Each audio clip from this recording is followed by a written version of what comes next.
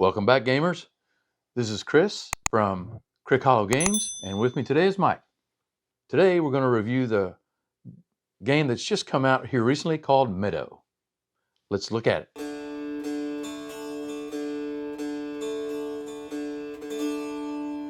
All right, so we've got Meadow set up here. Chris, why don't you tell us a little bit about this game? Sure. Okay, so Meadow is a tableau building game, and I'm going to read a little bit of information about what it says here in the rule book. In Meadow, players are wanderers observing nature, home to the most interesting stories where animals and plants are the main actors. Equipped with a map, players wander a picturesque landscape, searching for inspiration among the breathtaking sights. They are led by their passion for discovering the mysteries of nature and by their desire to become acclaimed as the most skilled observer.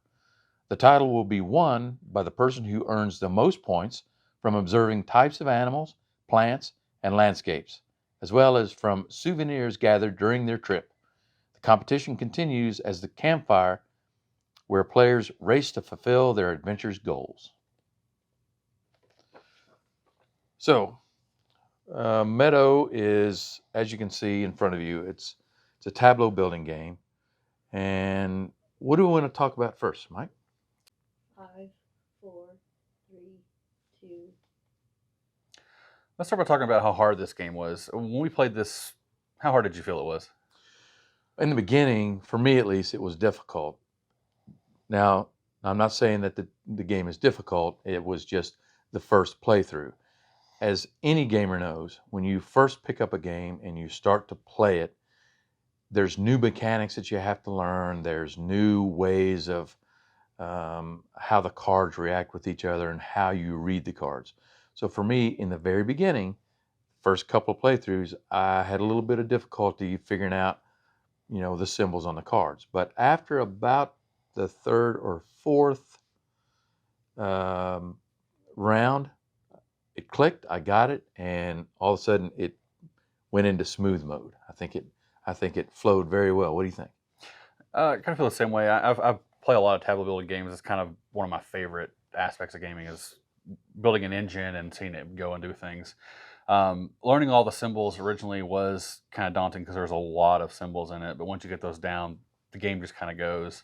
As Chris said, on our like third or fourth round, it just started picking up, and we just kind of flew through it because everybody knew what they were doing at that point.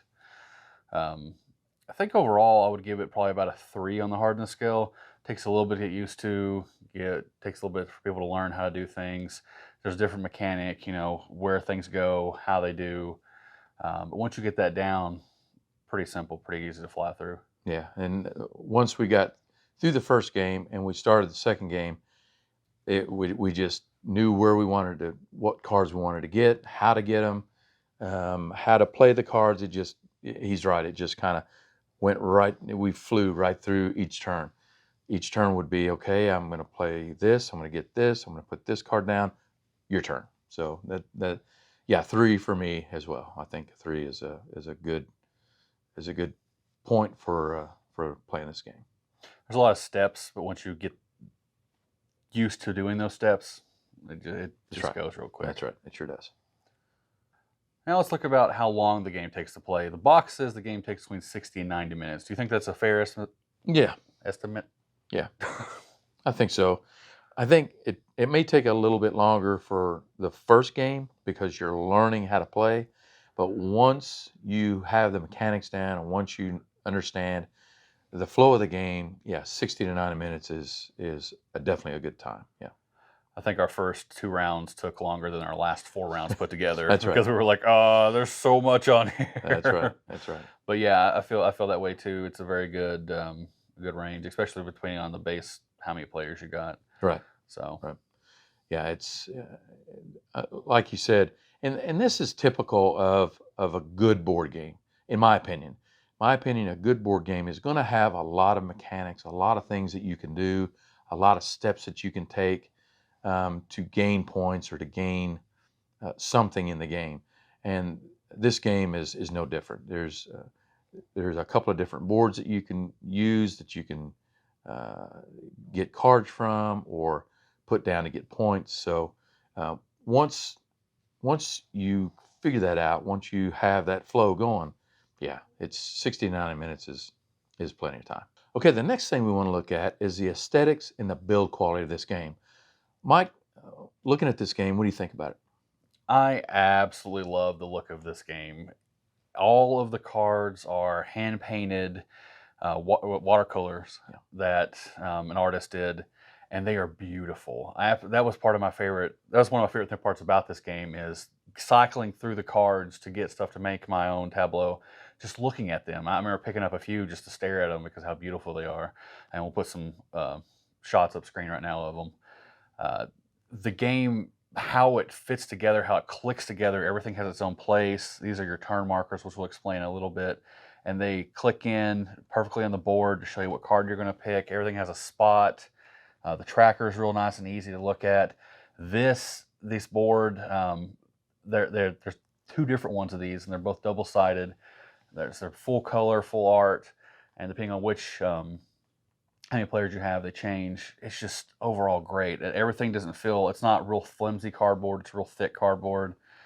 I love these little boxes that they do for the cards. They just look great. It took us a while. We figured out they're actually a backpack. They have little slots for them to make them easy so they don't move around. Just, I'm super happy with it. When we looked at the aesthetics of the game, one of the things that one of the players that played with us brought up was the fact that could you make this game better aesthetically by changing some of the items, like for instance this marker. Would this marker look better if it was made out of plastic, or would it look worse, or a different kind of material?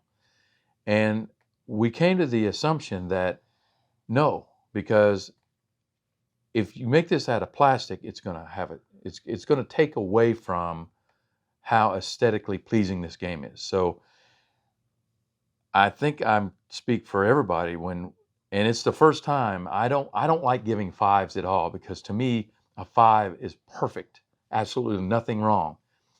But we tried to look at this game and say, is there anything that we can say that would bring it below a 5? And all of us said no.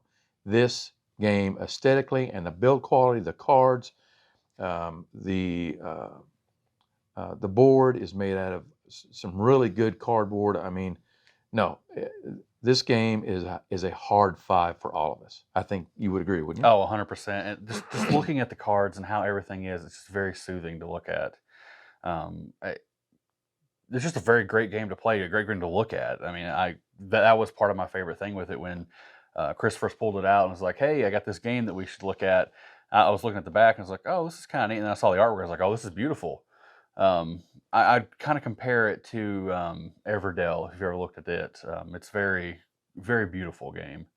So I have to give it a hard 5 too. It's just, I don't know if I would replace this stuff with plastic. I mean, maybe a little more durable in the long run, but it would just make things too shiny because everything's kind of muted and very soothing to look at. And I think the plastic might make it too shiny and just kind of clash with some of the colors that are on there.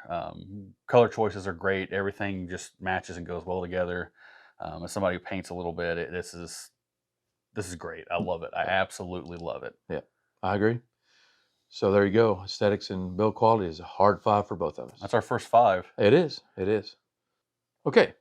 So now we come to the game mechanics. How do we actually play this game? Mike, can you explain how we play this game? I'll give a very quick overview of the game, Okay. kind of how to play it, and then we'll kind of talk about how we feel about it.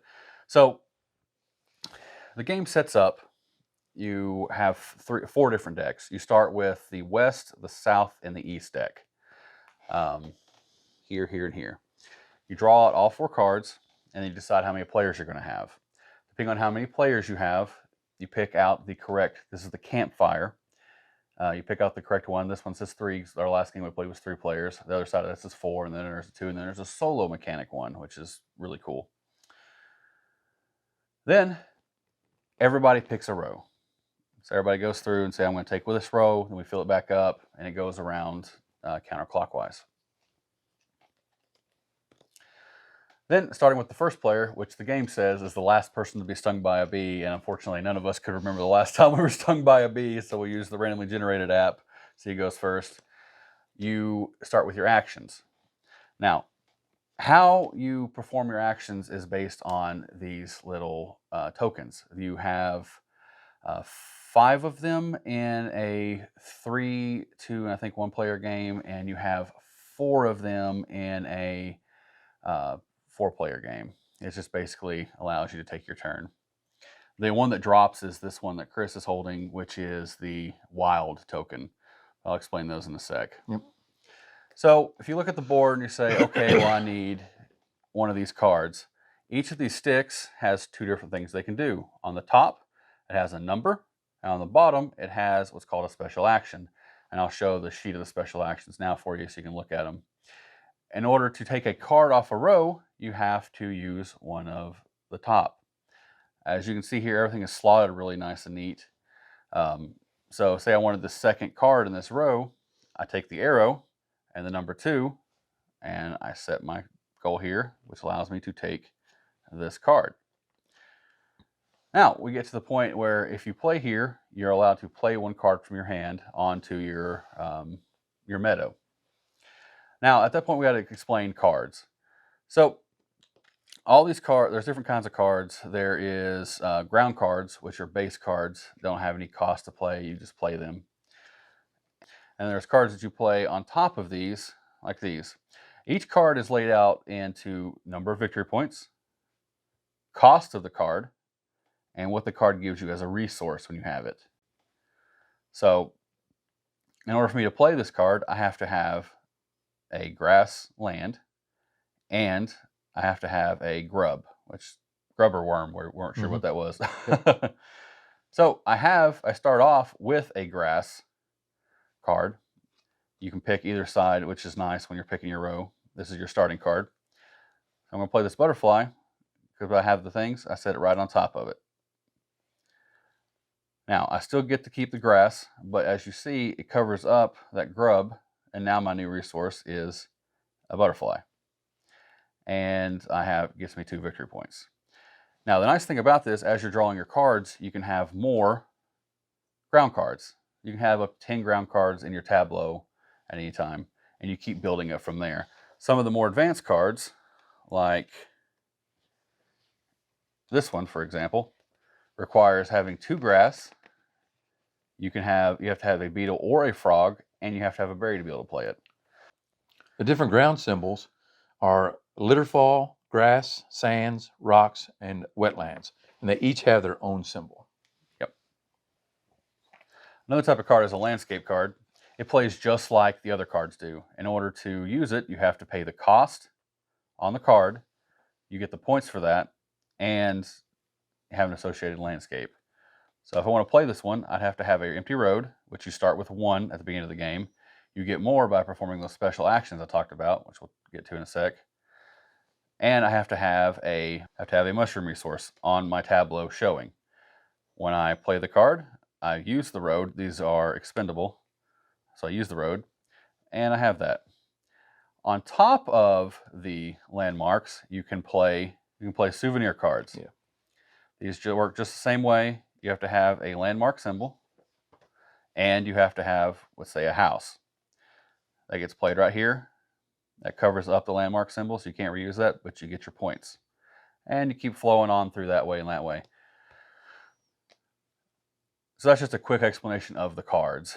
So kind of back to turn order.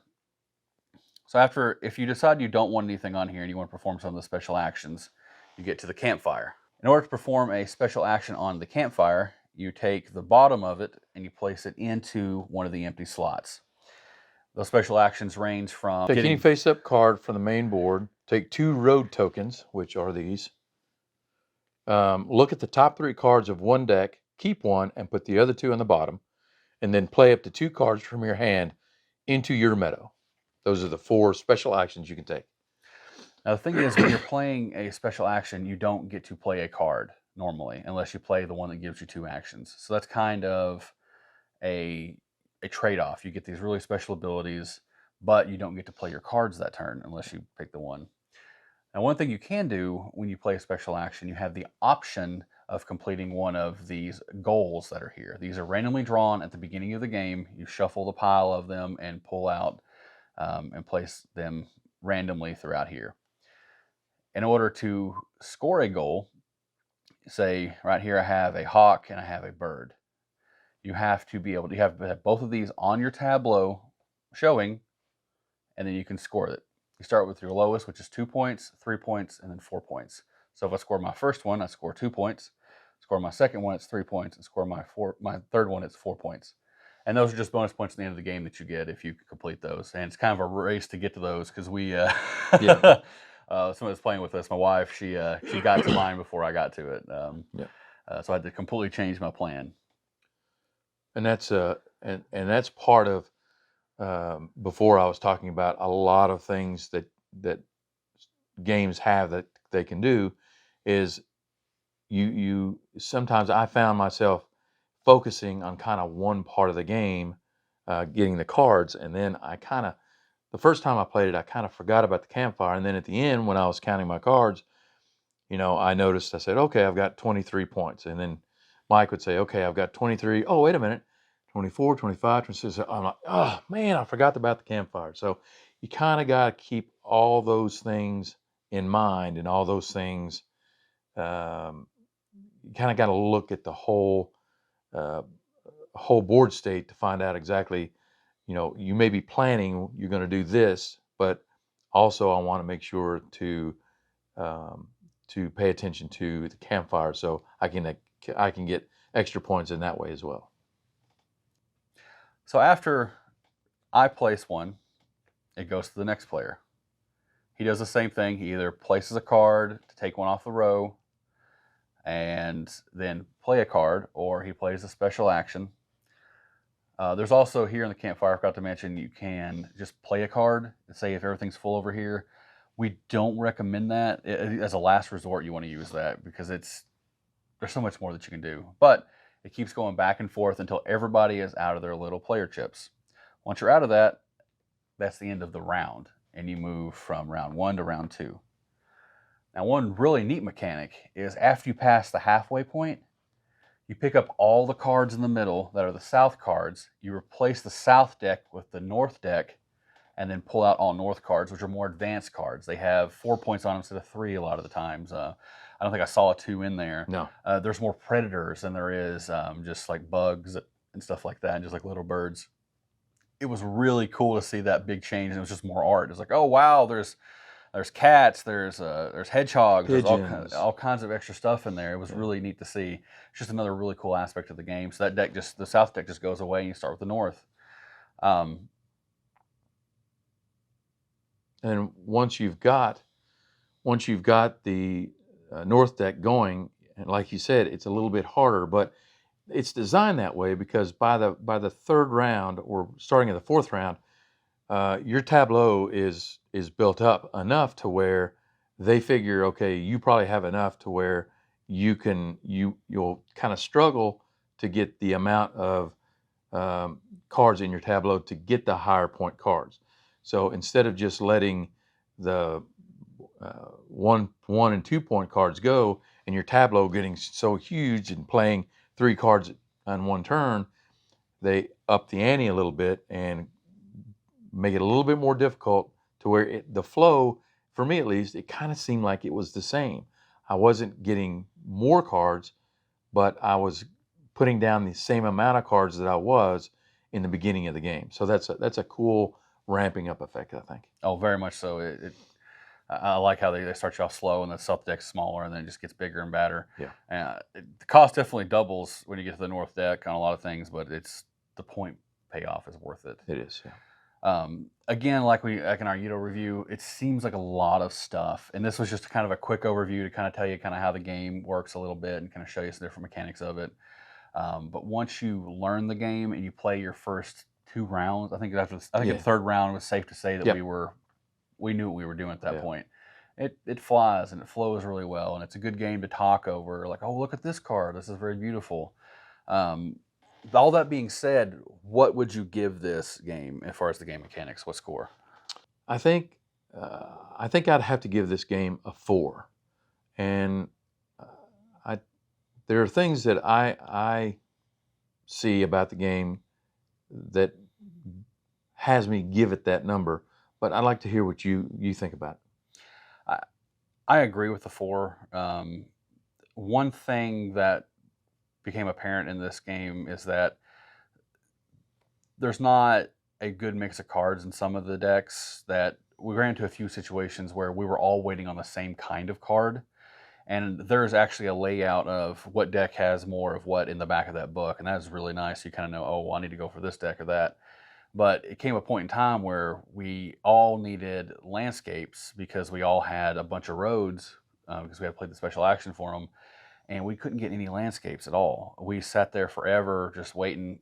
Most of us kept playing the special action to draw cards out of there trying to get them, and every single one of us had that issue though.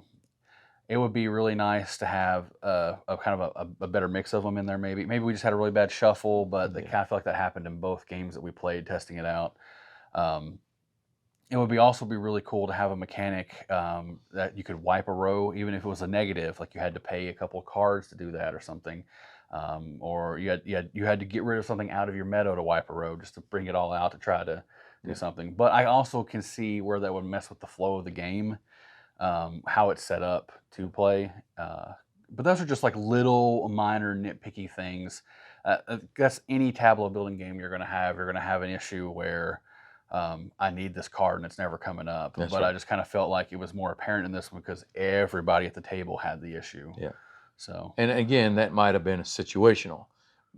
The next time we play, all of us may be looking for different cards, and the flow goes better, and we're not stuck. And it's not like we were stuck the whole game.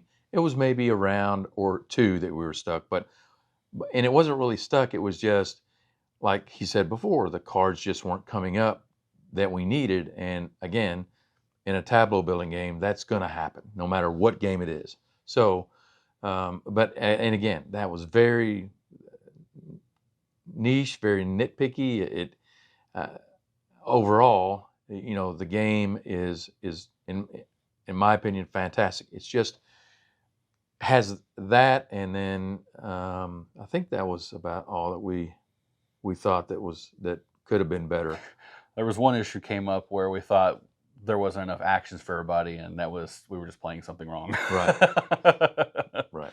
So, but that's what happens when you try to learn a game. You try to read all the rules. In our group, when we play, a lot of times we kind of skim the rules and we kind of get a basic idea of how to play, and then we start playing because we can learn easier for us. It's easier for us to learn a game when we're playing it. Yep. Instead of reading the rules and saying, okay, now we got to do this, we got to do that. And then by doing that, inherently, sometimes you miss things. So, but, when we come to that point where we've got a question like, this just doesn't feel right, we start reading the rules and we find it. Oh, it's right here. It tells you that we got to do this.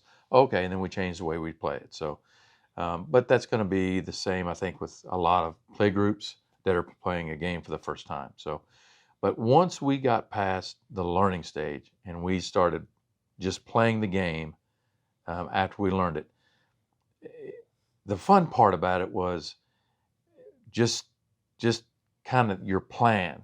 And and the funny part is when you got a plan and you're like it's this one right here, like this right here, this is mine, and I know that I want this card right here. I want this card, and this is again normal in a tableau building game. I want that card. Okay, so it was just my turn, but I need that card because it just came out. So he plays, and you're like, don't get that card, don't get that card. Then the next player, don't get that card, don't get that card. And as soon as you say, don't get that card, okay, I'm going to put this here, and I'm going to choose this card. And you're like, oh, they got the card I wanted. But that's the fun part, I think, of this kind of game. That happened a lot to us. I don't know how many times we went back and forth, and then we were being a little vindictive there, and I started going after cards that people wanted because they took my cards. But again, that's the fun of playing a tableau game. tableau building game. And I'm going to go ahead and say again, this is a hard 4. The small nitpicky things we had are mostly tableau issue games, or issues that tableau games have. Yeah. But that being said, what do you feel about the replayability? Well, let me show you what I think about the replayability. In front of you is a completed game. This is the state the game was in once we finished playing the game. And there is how many cards are left in the west deck and the east deck. So there's probably, what would you say, half a deck there. Yeah. So just in the base game, the combination of cards is, we haven't even pretty much scratched the surface of it yet. And that's what I like about it, is once you shuffle the cards, different cards come out, different combinations, different symbols on the cards, make you go this way or go that way. So yes, the replayability for me is a 4, and we haven't even talked about the cards that are in the extra cards that you get in these envelopes. So once you play the game, and once you there are certain things that you have to accomplish in order to pull these cards out of these envelopes. So we've got cards that we haven't even seen in the base game, and then we're going to add the expansion cards on top of that. Yeah, I think the replayability is a 4, definitely, maybe even more. What do you think? Yeah, I agree with you. That's a 4, maybe in a 4.5. Like I said, the game is just really nice to look at. It just feels good to play it. You just feel kind of calm looking at the pictures, and they're beautiful. The landscape ones are just to die for. They're so nice. Yeah. And those expansions that you get come with the game. Yep. And they have some really neat things unlocked. It's like, well, if you go to a national park, open that one. Yeah. It's just some nice little things you can do with your family. If you buy this game to play with your family, you can be like, hey guys, if we go here, we'll unlock this. We'll pull the game out. We'll play it right there. You know, Yeah. it's just some. I think there's one during Christmas time. You open another one. So you're with your family. You're playing this game at Christmas. You open up the expansion for the Christmas one, and there's no telling what's in there. It may be snow scenes. It may be, we're not sure what's in them because we haven't opened them yet. But yeah, it's 4 to 4.5 for replayability is definitely it's definitely high. Yeah. And now we come to availability and cost. Now, there have been games that we have reviewed that have been difficult to get. What do you think about this game? How difficult is this game to get? You picked this one up at our local game store. You should definitely check there, see if they have it. I also found it on Amazon, actually for the same price that we found at the game store. Yep. So it didn't seem too hard to get a hold of. There's definitely copies available out there. It's not unlike Meadow, which was good luck. Go find where you can. Yeah. This is actually a Poland game that's been translated, brought over here, but it's relatively new, so it's popping up about everywhere. You can find it. You won't have pretty much issues. It costs about it's $54.99, I think is what the cost of it was, which is not a bad price at all for a game this beautiful, and how much time and effort was put into the painting of the cards and how everything looks. This is definitely, I know Chris has it, but it's definitely one I'm going to pick up just because I want it for my collection, just because I like to look at the cards. Yeah. So. Yeah, I agree. It's I saw it in my local game store, and really the box art drew me in. And that's kind of what happens, I think, with a lot of board games. They get these artists to paint these beautiful box art, and you just kind of drawn in. You pick it up, you turn it over, you read about the game. Is it something you think you'd like? And if it is, it happened to me. I looked at it, I read the back, I said, yeah, looks like something that I'd be interested in. And again, the back of the back of the box shows you some of the card art. So when I saw the card art again, like Mike said, I was like, wow, this is just a beautiful game. I think I'm going to pick it up. And once you do, and you actually start playing it, you know, you really really enjoy the overall aspect of it. So yeah, it's going to be easy to pick up, and we suggest you get one. Yeah, we kind of already touched on that at that point. So I say it's safe to say that we would both recommend buying this game. Yes. Yes. And final thoughts and recommendations for this game. I think everybody that played, we had a 4-player round or 4-player game, and then a 3-player game. I think everyone that played would agree with us that we highly recommend that you pick this game up. I mean, the card art alone is just, you're spellbound. You look at it and you're just, this is so daggone beautiful. I can't get over how beautiful it is. And then you start playing it and you get the mechanics going and you start building your tableau, and I mean, everything that you'd want a game to be of this type, adventuring into nature and picking up, different animals, different locations. It's just, it's I can't remember the word that I'm looking for, but it's whimsical. That's what I was looking for. It's just so whimsical, the art and the way it's set up and the way it plays. How would you describe it? You took the words right out of my mouth. I know we've repeated ourselves about 1,000,000 times at this point. The art really is that amazing. It's great. I mean, it really is. And sometimes you'll have a game that looks great and the mechanics are just terrible. This is not that case. The game looks good. They put a lot of time into it, and they put a lot of time into the game itself. So it's definitely worth picking up. I would do it. I'm going to do it. That's about it. You hit the nail right on the hammer. Yeah. Or the hammer right on the nail. Yeah. Yeah. But yeah, it's highly recommended. I don't think if you pull it out, I think that this is going to be one of those games where your friends come over and you're all like, well, what should we play tonight? And you're going to be like, why don't we play Meadow? Yeah, let's play that. I think it's going to be one of those games. Definitely a good stable game, of one that you can. It's really easy to learn to get new people in if you have somebody new, or if you need a game to play and you guys don't want to have to learn a new game. Yep, that'll be a good one to pull out. There it is. Well, that's it for this board game review of Meadow.